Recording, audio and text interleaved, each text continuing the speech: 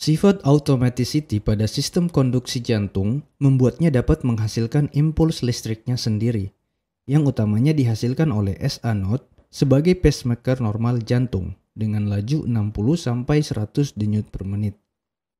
Selain SA node, beberapa sistem konduksi jantung juga dapat menjadi pacemaker pada kondisi tertentu, atau bertindak sebagai backup pacemaker yang disebut dengan pacemaker ektopik.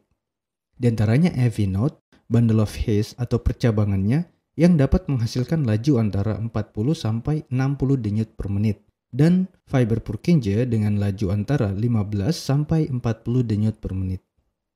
Pada kondisi tertentu, seperti terjadinya blok SA node pada sick sinus syndrome atau disfungsi SA node, atau menurunnya laju impuls SA node akibat peningkatan saraf vagus pada orang tidur atau atlet, dan kondisi lainnya seperti toksisitas digoxin, penggunaan obat beta agonis isoprenalin atau adrenalin, serta kondisi yang mencederai langsung SA node seperti penyakit myocardial infarction atau myocarditis, dan bekas luka akibat tindakan bedah jantung seperti prosedur valve replacement dapat membuat fungsi normal pacemaker SA node terganggu, yang menyebabkan pacemaker ektopik mengambil alih fungsi pacemaker normal SA node jantung.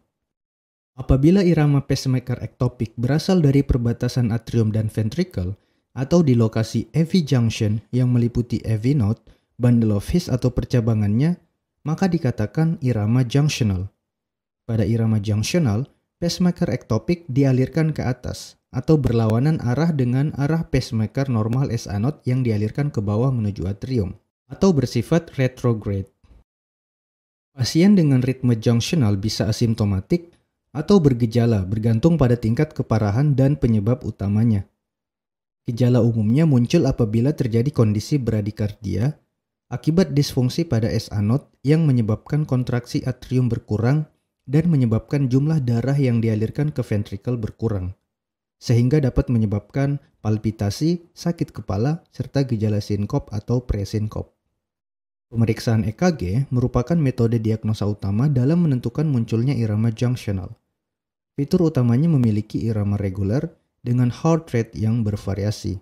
Berdasarkan heart rate-nya, irama junctional terbagi menjadi junctional bradycardia dengan heart rate di bawah 60 denyut per menit, irama junctional escape atau irama junctional antara 40-60 denyut per menit, irama accelerated junctional antara 60-100 denyut per menit, dan junctional tachycardia dengan heart rate lebih dari 100 denyut per menit. Gelombang P bisa tidak terlihat akibat tertutupi oleh gelombang kompleks QRS yang disebabkan oleh depolarisasi atrium bersamaan dengan depolarisasi ventricle. Dan jika gelombang P terlihat, dapat menunjukkan gelombang P inversi atau gelombang P retrograde yang muncul di awal atau akhir gelombang kompleks QRS akibat arah depolarisasi yang terjadi secara retrograde.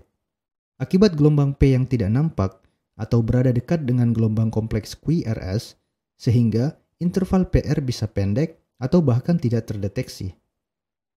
Jika tidak terdapat blok konduksi seperti RBBB atau LBBB, gelombang kompleks QRS umumnya menunjukkan penyempitan kurang dari 0,12 detik atau 3 kotak kecil.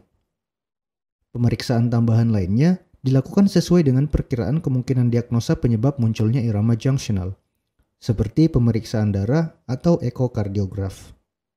Penanganan irama junctional bergantung pada gejala yang dialami pasien serta penyebab utamanya. Pasien asimptomatik umumnya tidak membutuhkan penanganan lanjutan. Apabila penyebab utamanya adalah toksisitas digoxin, maka pemberhentian digoxin perlu dilakukan atau mengatur ulang dosisnya.